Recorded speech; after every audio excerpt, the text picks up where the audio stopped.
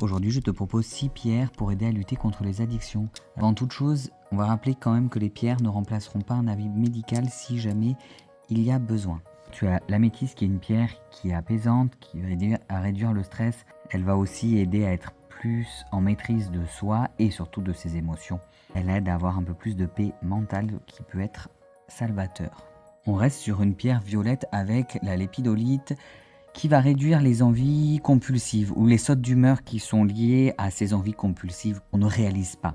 Elle encourage aussi à libérer les schémas répétitifs et elle apporte de la douceur en période où on est un petit peu plus fragile.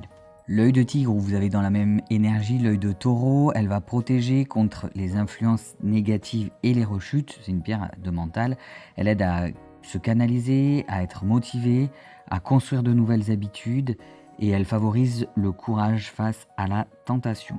Si vous êtes très impulsif, peut-être évitez cette pierre. Mais si vous n'êtes pas du genre ultra coléreux, ça passe. La labradorite, elle va protéger contre les émotions des autres et du stress ambiant. Je ne sais pas s'il y a beaucoup de gens qui ont des attentes envers ça et que ça vous stresse énormément, que vous avez peur de ne pas réussir par exemple, ça peut être pas mal.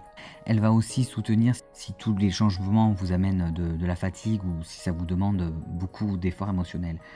Et elle encourage à se recentrer sur son propre chemin. Bon, on parlait des colériques, il y a l'olite qui est pas mal. Déjà, elle réduit les envies.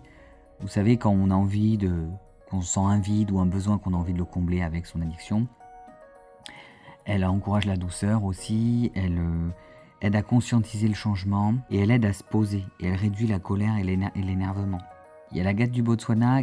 S'il devait y avoir une pierre contre les addictions, c'est vraiment elle. Elle va apaiser les angoisses et les frustrations liées au manque.